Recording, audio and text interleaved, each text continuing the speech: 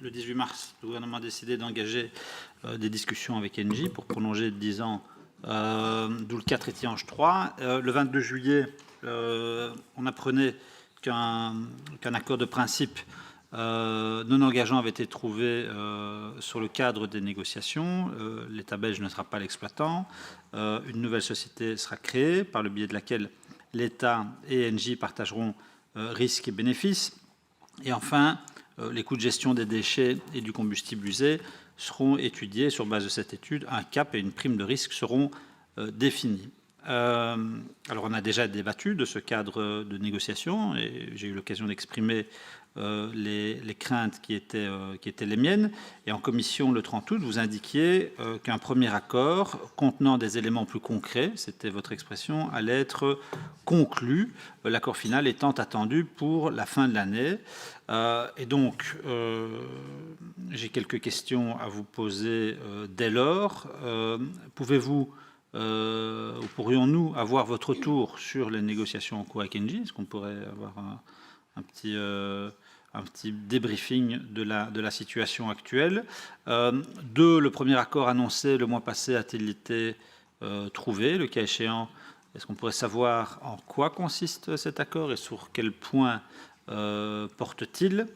Et 3. L'étude relative au coût de la gestion des déchets et du combustible fossile a-t-elle été réalisée? Est-ce qu'il y a un montant qui aurait été arrêté? Est-ce que vous pourriez, le cas échéant, nous le communiquer?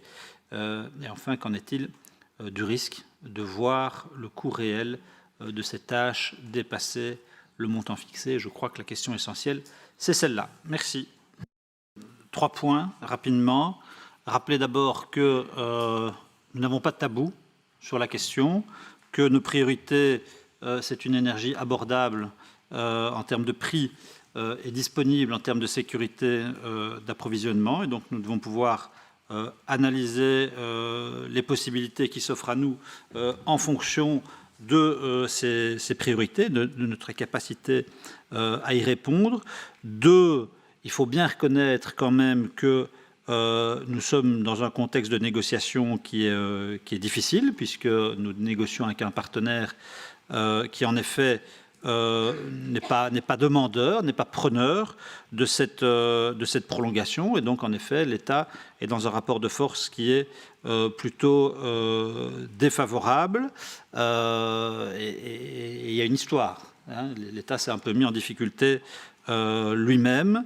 Et dans ce contexte, la question de la fixation du cap et d'une logique pour solde de tout compte est évidemment la question cruciale, puisque derrière, ça pourrait en effet coûter des milliards et des milliards aux contribuables sur plusieurs générations. Donc nous serons extrêmement attentifs à cette question qui est vraiment le cœur de l'enjeu.